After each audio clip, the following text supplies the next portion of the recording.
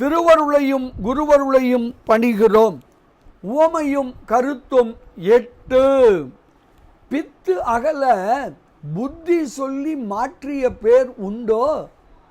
இந்த உவமையை பண்டார சாத்திரங்கள் எனும் தொகுப்பில் சித்தாந்த சிகாமணி எனும் நூலில் 25வது பாடலில் ஸ்ரீ அம்பலவான தேசிகர் கையாளுகிறார். உவமை என்று சொல்லுகிறது, பைத்தியம் பிடித்தவர்களின் தலையில் நல்ல மருந்தினை தேய்த்து சிகிச்சை அளித்தால் அந்த பித்து நீங்கும். அதை விடுத்து அவர்களுக்கு புத்திமதி கூறி அந்த பித்தினை நீக்க முடியுமா? முடியாதல்லவா? இதுவே இந்த உவமை. சரி, இந்த உவமை விளக்குகின்ற கருத்து தான் என்ன? தலையில் மருந்து தேய்த்தால் பித்து தணியும். பித்து தணிந்து அவர்கள் இயல்பு நிலைக்கு வந்த பிறகு புத்திமதி சொன்னால் அது பயன் தரும்.